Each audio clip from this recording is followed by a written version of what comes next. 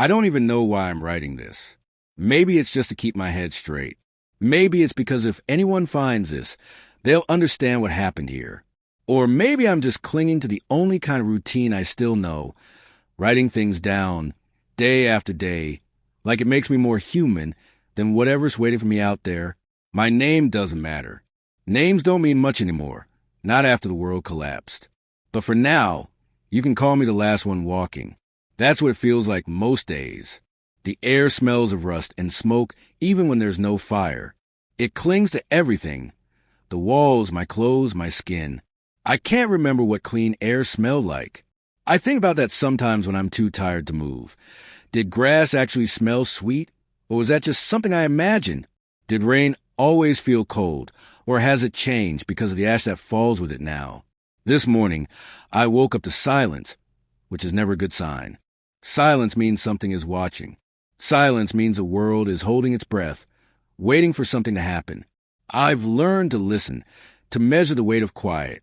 For days, I've been heading toward the rumors of a safe zone. That word means nothing now, not really, but it still pulls at you like a promise you can't resist. Safety, shelter, other survivors, food, maybe even warmth that isn't from burning scraps of wood. I walked because I had nothing else to lose, because the alternative was waiting to die in the ruins. My legs ached constantly, and the blisters on my feet had become part of me, like old scars that never close. I ration my food so tightly that sometimes I dream about eating, and the dream feels more satisfying than the real thing. That's how weak I've become. But then I saw it. High fencing, rows of barbed wire, guard towers leaning slightly, but still standing against a gray sky. The safe zone. It looked like something from before, a glimpse of order in the endless chaos. My chest tightened at the sight of it. I almost laughed, but I was too afraid that it would vanish if I blinked. I pressed myself against the outer gates. There were signs nailed to the posts. Safe zone, entry upon verification, protected area, shelter beyond. The paint was faded, but the words still screamed with hope. My hope. The gates weren't locked. That should have been my first warning. I pulled one open and slipped inside, my heart pounding. Inside it was quiet. Too quiet. The ground was littered with things left behind. Bags, broken shoes, water bottles cracked open and dry. A child's toy, missing an arm, lying face down in the dirt. I remember staring at it, telling myself not to think about the child that once held it. I walked further in, expecting someone, anyone, to appear. Guards, survivors, even a stray animal. But the silence grew heavier, pressing against my skull. That's when I smelled it. Death. The stench was faint at first, carried on the wind, but then it grew stronger as I turned a corner. I gagged, covering my mouth, my legs trembling beneath me. And then I saw them. Bodies. Dozens. Maybe more. Some slumped against the walls. Some collapsed in doorways. Some just lying in the open dirt as though they'd fallen where they stood. Their skin was pale gray, eyes glassy and wide. No wounds, no blood, just stillness, like they'd all fallen asleep and never woke up. I wanted to scream, but my throat locked up. The safe zone was real, yes, but it was a graveyard. I stumbled through the rows of corpses, desperate to understand. Who killed them? Why didn't anyone fight back? What happened here? My thoughts spiraled, but the one that chilled me most was simple.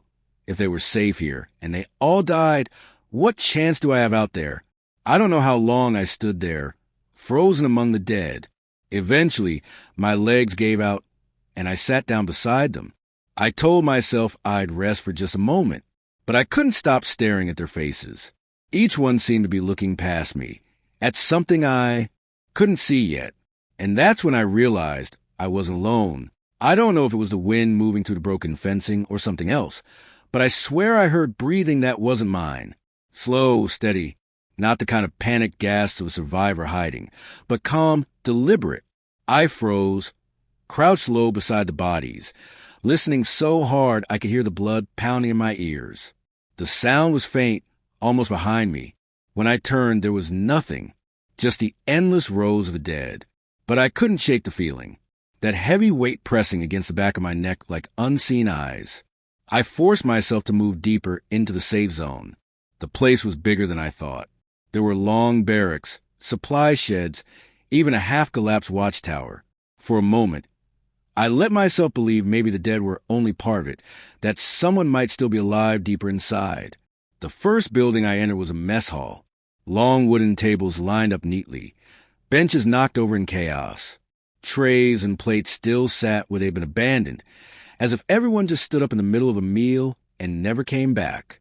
The food had rotted into black crusts, but I could still make out shapes of bread, beans, something that might have once been stew, and more bodies, slumped over tables, lying in corners, all of them the same.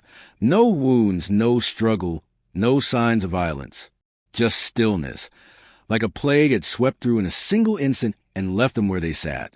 I whispered to myself, How? How did this happen? My voice cracked in the silence. I found a notebook near the end of one table.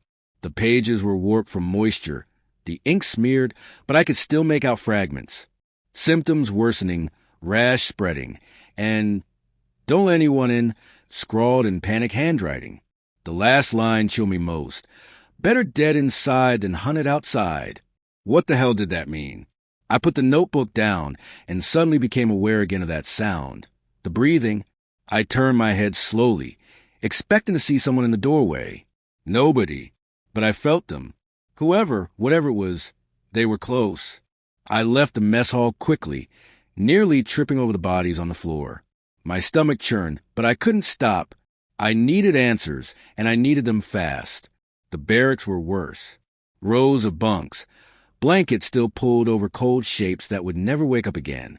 Some of them clutched photos, keepsakes, small reminders of what they once were. It was intimate in a way that hurt me to look at. The dead here weren't faceless. They'd carried their memories with them all the way to the end. I found one photo tucked under a pillow. A family of four smiling in front of a small house. The father had his arm around the mother. The two children squinting in the sunlight. Their clothes looked so clean, so untouched by the rot of this new world. I had to put it down, because it felt wrong to be holding it when they couldn't. By then, my fear was fighting with exhaustion. I wanted to leave, to run from the smell, the silence, the staring eyes of the dead. But I also needed to know what happened here. Safe zones didn't just collapse. They were meant to last. At the far end of the compound, I found a watch station with a map tacked on the wall. It showed supply routes, guard rotations, even nearby outposts. My eyes scanned the reading scribbled over it. Contact, compromised, do not open. And then one word circled over and over again in dark strokes. Inside. My hands shook as I traced the lines on the map. Whatever destroyed this place, it didn't come from outside the fence. It started here. That was when I heard it again, clear this time. Breathing, and a footstep. Not mine. I spun, hard in my throat. The doorway was empty. Shadows stretched long across the floor as the light shifted. But I swear when the shadows moved. The firelight flickered, and for a heartbeat I thought it was just smoke shifting. But no, there was something there. It stood just beyond the circle of light, where the shadows clung thickest. I could make out its outline. Thin, too tall, hunched forward slightly like its spine bent in the wrong places. It didn't move, didn't advance. It just stood there, watching. I didn't breathe. I couldn't. My hand inched toward the rusted knife strapped to my belt, though I knew it wouldn't matter. Whatever this thing was, it wasn't something I could fight. The fire popped, and the sound echoed like a gunshot in the silence. My eyes snapped back to the figure, and it was gone. Just like that. My heart hammered. So hard, I thought it might crack my ribs. I stayed awake the rest of the night, clutching the knife, my gaze darting at every shifting shadow. But the thing didn't return.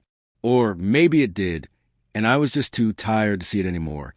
When the gray light of dawn finally spilled across the compound, the world felt no safer. The bodies looked even paler in daylight, their glassy eyes catching the morning sun. I wanted to leave, but some stubborn part of me needed to understand what happened here. Maybe because if I didn't, I'd never be able to convince myself I was safe. Anywhere. I started searching again. Near the far wall of the compound, I found a small medical building. The door hung open, one hinge broken. Inside, the smell hit me harder than anywhere else. Chemicals mixed with rot. My stomach churned, but I pushed through, covering my face with my sleeve. The room was lined with cots, each one holding a body. Their skin was blotched with dark patches, almost like bruises spreading across their flesh. Some looked like they had been reaching out for help, hands curled mid-motion. I found a journal on one of the desks. The pages were stiff, but the ink was still legible. Day 3. First symptoms appearing in children. Fever, rash. Still hopeful. Day 5. Adult affected now. Rapid spread. No containment. Day 6. Orders given to seal the gates. No one leaves. No one enters. Day 7. Too fast. Everyone sick. No cure. Better to die here than bring it outside. The entries stopped after that. I dropped the journal, my hands trembling. They hadn't been attacked. They hadn't starved. They'd been infected, trapped in their so-called safe zone until the sickness swallowed them all. And now I was inside it. Panic clawed at my chest. I backed out of the building, gasping for fresh air, but the stench clung to me. I scrubbed at my arms as if the sickness could be wiped off like dirt. My brain screamed at me to leave, but my legs didn't move, because that's when I heard it again. The breathing. This time, it was inside the medical building. Slow, steady, deliberate.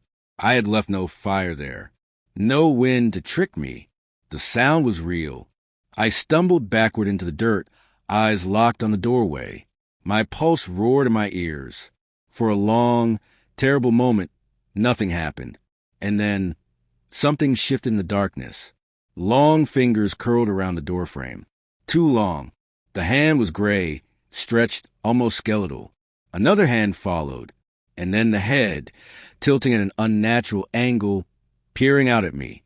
Its eyes, they weren't human. They glowed faintly, like coals buried deep in ash. I ran. I don't remember half of it.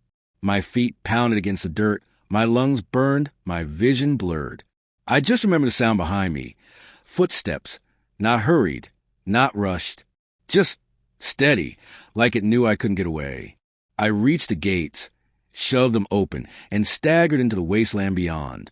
The safe zone, if it ever had been one, fell behind me like a broken promise. But I couldn't shake the truth. The dead weren't the worst thing inside those walls. Something else survived. Something still waiting. I don't know how far I ran. My lungs burned, my throat felt raw, and my legs finally gave out on a slope scattered with dry weeds and broken glass. I collapsed there, heaving, staring up at the pale morning sky. The gates of the safe zone were far behind me, but in my head they still loomed wide open, spilling shadows out across the earth. I half expected that thing, the one with the 2 long fingers and glowing eyes, to step through after me, unhurried, patient, because it knew I couldn't outrun it forever. But nothing followed.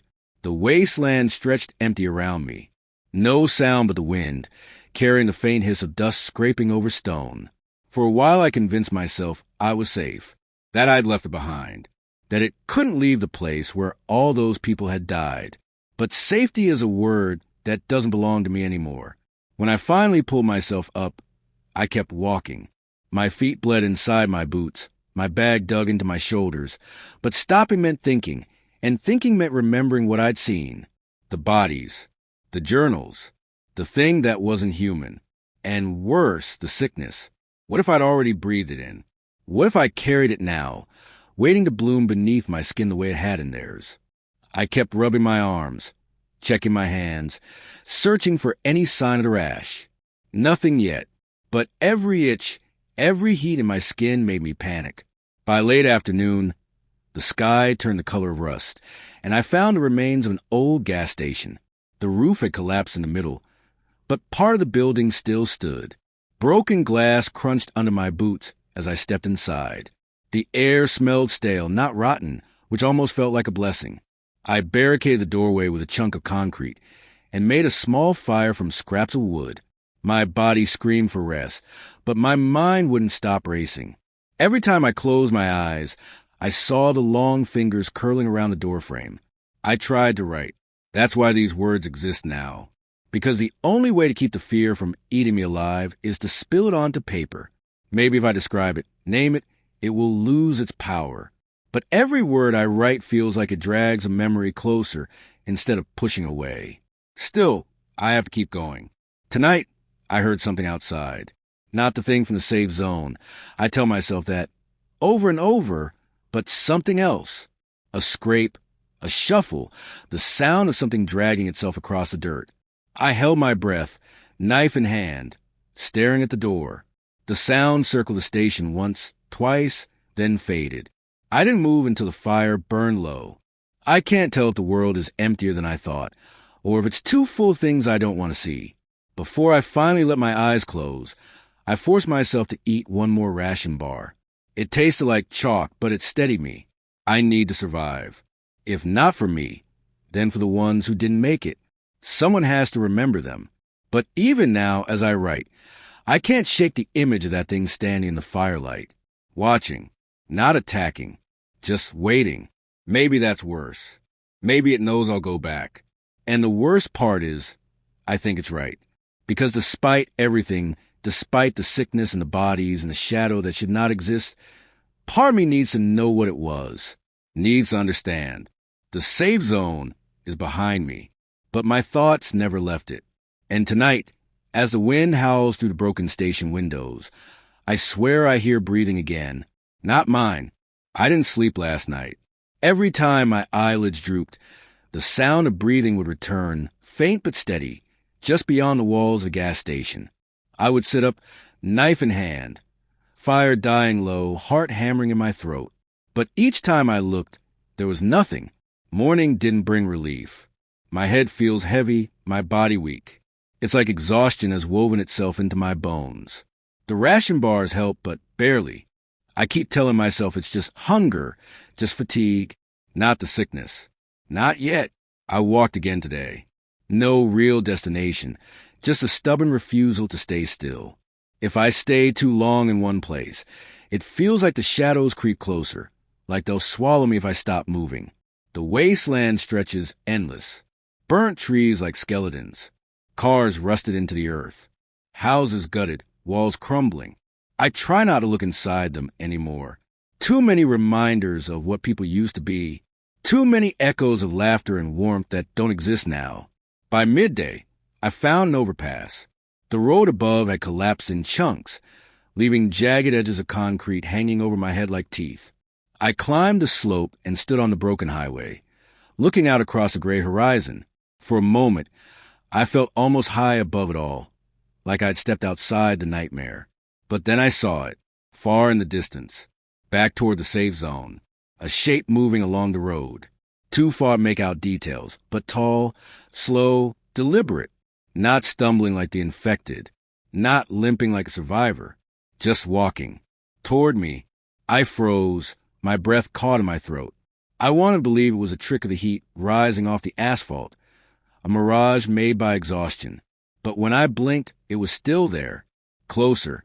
I didn't wait. I scrambled down the other side of the overpass and forced myself into the woods beyond.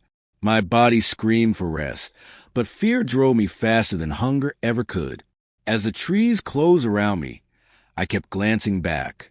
Nothing followed, not that I could see, but that didn't matter. I knew it was there, watching, always just far enough to keep me running. By dusk, I found an abandoned campsite. The tents were torn, belongings scattered, but there was a small fire pit still stacked with stones. I gathered branches and lit a new flame, small but steady. I sat there, writing, my hands trembling. I keep asking myself, why me? Why did it let me live when it killed or infected everyone else in that place? Did it choose me? Is it hunting me? Or worse, is it guiding me? I think about the journal entries in the medical building. Better to die here than bring it outside. Maybe they weren't just talking about the sickness. Maybe they knew something else lived with them. Something that wasn't supposed to leave. And maybe I'm the fool who opened the gate wide enough for it to follow. Tonight, I'll try to stay awake again. But I can already feel my body betraying me. My eyelids droop, my thoughts scatter, and every time the fire crackles, I think it's footsteps. The truth is, I don't think it needs to chase me. I think it's patient. It knows exhaustion will do its work. And when I can't move anymore, that's when it'll step out of the shadows. Closer, always closer. I woke with dirt on my face and ash in my mouth. My fire had died to a faint glow. I must have fallen asleep despite every promise I made myself not to. And I dreamed, not normal dreams, the kind you can shrug off when you open your eyes. No, these were sharper, heavier, like memories that weren't mine. I saw the safe zone again, but not how I left it. The bodies weren't still. They sat upright in their bunks, around the tables, lining the fences. Their glassy eyes all turned toward me, waiting. And then at the far end it stepped out. The tall one, the shadow with coal eyes. It raised its hand, not to strike, but to beckon. When I jerked awake, I was gasping, my throat raw from screaming I didn't remember doing. The woods around me were still, too still. I stood, every muscle in my body trembling. My bag felt heavier than before, though I hadn't added anything to it. My legs were stiff, like I'd been lying there for hours, maybe longer, and then, on the ground near my dead fire, I saw them. Footprints. Not mine. Long, thin impressions pressed into the dirt, each step deeper than a normal person's, as though the weight it was more than its frame should allow. They circled me, stood over me, watched me as I slept. I almost vomited. My whole body wanted to collapse, but I forced myself to move, to keep walking, to put distance between myself and those tracks. The sun felt weak overhead, filtered through a sky smeared with smoke. Every shadow between the trees looked alive. I couldn't shake the thought, it doesn't need to chase me. It already knows where I'll go. By midday, I stumbled into the ruins of a town. Buildings gutted, windows shattered, streets littered with bones that crumbled when I brushed past them. Signs still clung to rusted poles. Safe evacuation route. The arrows pointed toward the direction I'd already come from, back to the safe zone. I laughed when I saw them. A bitter, broken laugh that scraped my throat, like the world itself was mocking me, guiding me back to where I started. But I didn't turn around. Not yet. I found shelter in what used to be a school. Classrooms torn apart, desks overturned, chalkboards smeared with faded words, multiplication tables, half-finished drawings. Children's backpacks still hung on hooks by the doorway, faded and frayed but intact. The sight of them cracked something in me. These walls were supposed to hold safety, learning, a future. Now they just echoed with dust. I set myself in the corner of a classroom, back to the wall, knife close at hand. I thought about barricading the doors, but what good would that do? If it wanted me, no lock or desk piled against the frame would stop it. Still I stayed, because my legs wouldn't carry me any farther. Night came again, quick as always, swallowing the ruins in silence. My fire was small, flickering weakly, shadows dancing across chalkboards and broken desks. And as I sat there, trying not to blink too long, I saw it. At first, just a blur outside the cracked window. Then, clearer, it was standing in the street, facing the school, not moving, watching. The fire hissed, my heartbeat thundered, and I couldn't look away. I don't know how long I stared, waiting for it to step closer. Minutes? Hours? The night stretched endless. But eventually I blinked, and when I opened my eyes, the street was empty. Still, I know what I saw. It's closer now, and I think it's not just following me. It's herding me back to the safe zone. Crossed the gates this morning. No hesitation this time. My legs carried me like they already belonged here. The moment I stepped inside, the pressure in my skull eased. The itch under my skin quieted. It felt almost like relief, like coming home. The bodies are where I left them, pale and still, slumped against walls, curled in bunks, collapsed in the dirt. Their faces look softer now, less accusing. Some even seem to wear faint smiles. My mind plays tricks, I know it, but I can't stop looking at them as though they're watching me with approval. The air is thicker here. Not foul, not exactly. Just heavy, like every breath carries weight. My head swims, but my thoughts feel sharper, clearer. I'm writing slower. My hands tremble less. The thing hasn't shown itself yet, but I feel it everywhere. Each shadow is a pulse. Each echo is its breath. It doesn't need to hide now. It knows I've come willingly. I wandered through the barracks again. I stopped beside the photo I found under a pillow. The smiling family. The faces seemed different this time, blurred around the edges, like the picture was fading. I tried to put it back, but my hands wouldn't let go. I carried it with me, even though I don't know why. Deeper into the compound, the buildings grew darker. My fire sputtered in the stale air. And then I saw the map room again, the one with red ink scrawled across the walls. This time, I noticed something new, a word I hadn't seen before. Or maybe it hadn't been there. Scrawled across the center of the map, over and over until the paper tore. Hollow. The word crawled into my head and settled there, throbbing. Hollow. Hollow. Hollow. I don't know what it means. A place? A state of being? A warning? Or a name?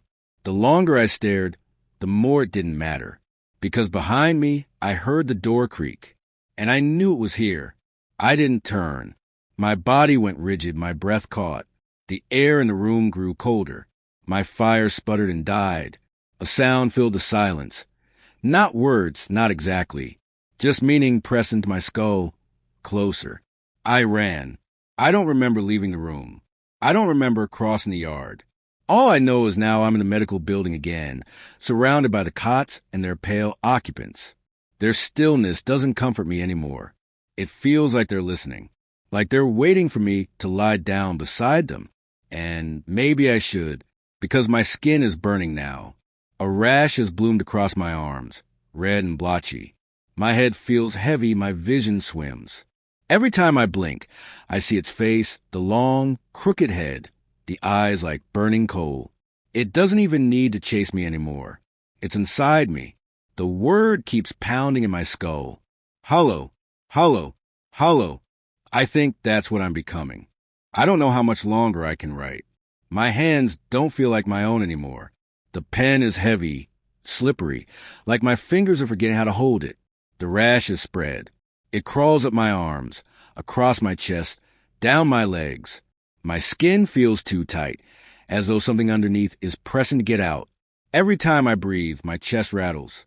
It's not sickness, not the way we used to understand it. It's the changing. I see them more clearly now. The dead around me aren't dead. Not exactly. They're waiting. Their bodies still, their eyes glassy, but their shadows move on the walls. I swear I've seen them twitch, subtle shifts, like they're not gone, just hollowed. That word.